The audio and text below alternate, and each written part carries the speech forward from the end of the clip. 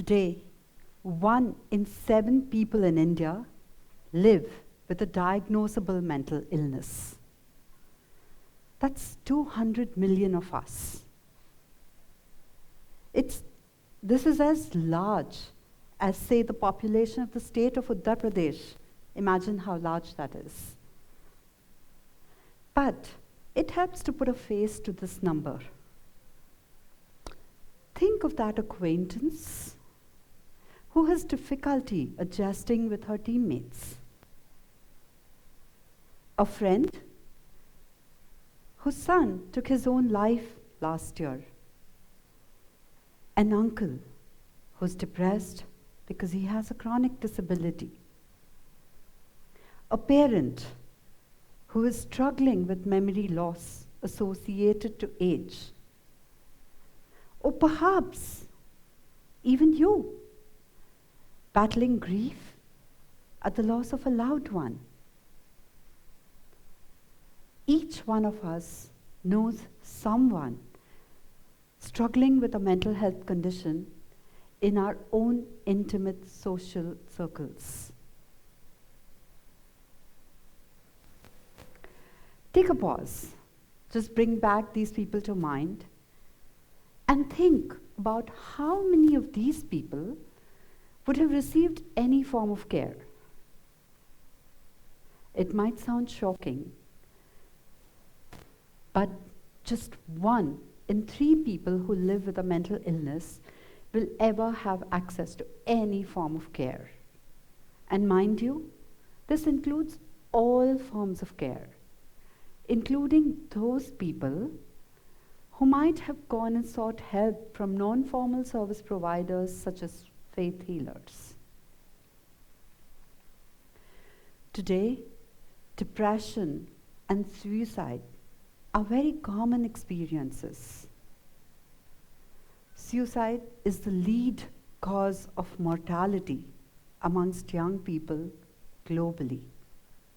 This is also true for our country. Social justice is intrinsically linked to mental health, well-being, and mental illness. This may not be immediately apparent.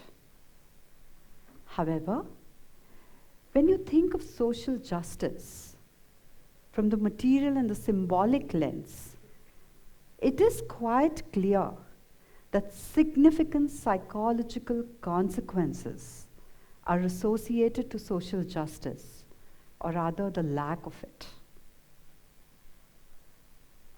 There are several variables within the bounds of social justice that are now scientifically linked to mental health and mental well-being. These are talked of as social determinants of mental health, and they are largely stacked or categorized into risk factors and protective factors. Let's consider a few facets of these. The single most important risk factor for mental ill health in adolescence and adult life are adverse childhood experiences.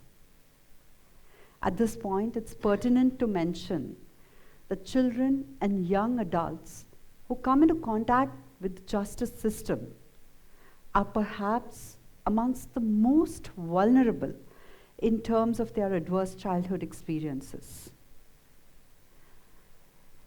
Historically speaking, feminism highlighted the role that patriarchal discourse has played in how mental health providers or professionals understand distress in women.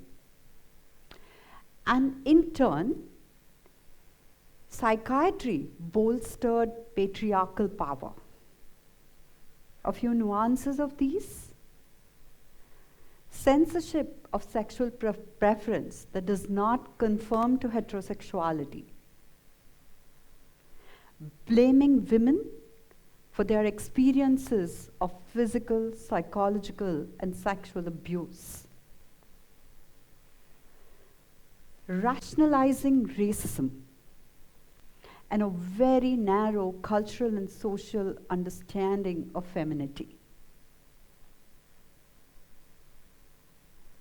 In fact, the prevalence of depression amongst women as compared to men is far higher in India. Not very surprising, right? The social conditioning of girls and women is such that it leads to low self-worth, low self-confidence. Bias in the workspace, differences in pay scales,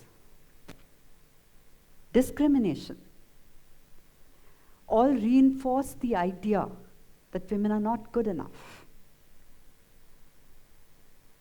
In fact, women deal with a lot more stress. They still continue to bear the primary role of caregiving for their children and also household responsibilities. Add to this issues of body image, daily harassment, and prejudice.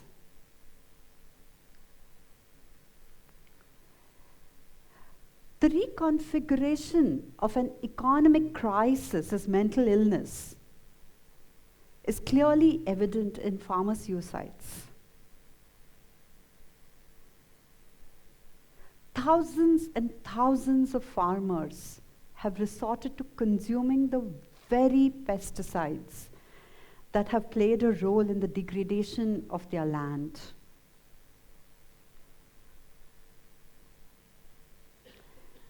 People living with mental illness endure appalling conditions.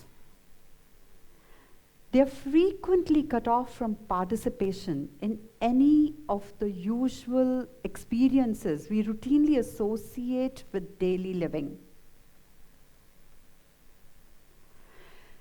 The stigma of mental illness encompasses families. It spans across generations and is experienced everywhere in the world. No country or anti-stigma campaign has yet made a serious dent in the cycle of misery that the individual and the family endure. 30 years ago, when I was training as a clinical psychologist, my family was completely taken aback. They were surprised by my choice of a career. The stigma of mental illness extends to the professionals who work in this field. The feminist movement, the patient liberation movement, and the anti-psychiatry movement made space for the voices and the experiences of people and gave us an insider perspective to the oppressive forces that shape their everyday lives and in turn their mental health.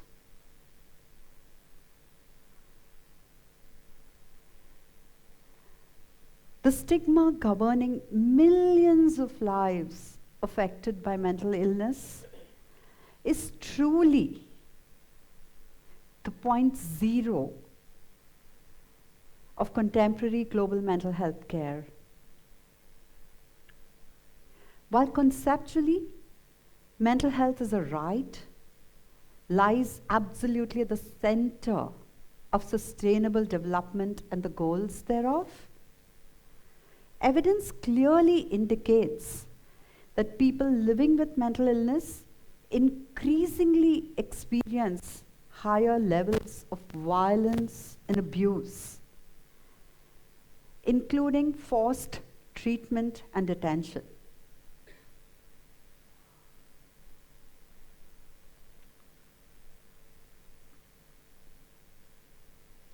Ensuring that people facing mental health challenges receive acceptable, affordable, and accessible care is paramount.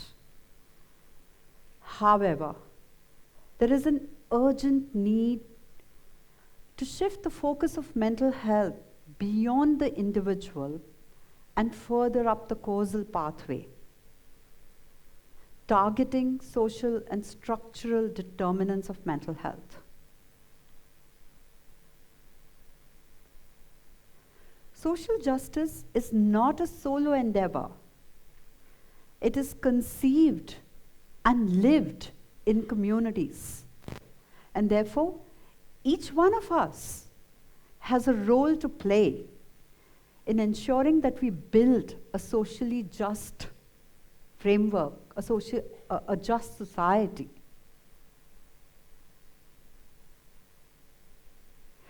What if care for mental health was as easy to find as care for fever? Just imagine this. All of us, each one of us, would have access to care.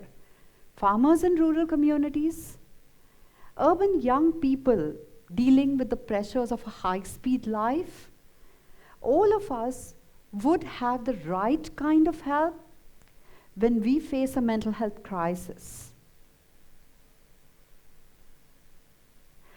It is this what if, which is an aspiration.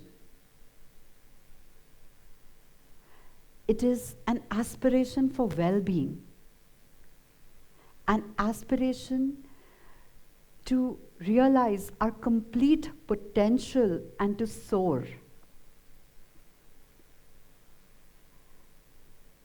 It is a giant step towards a better life filled with hope and opportunities for those who live with a mental health condition.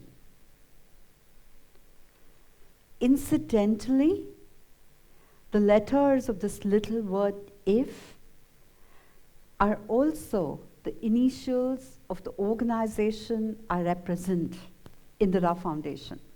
Thank you.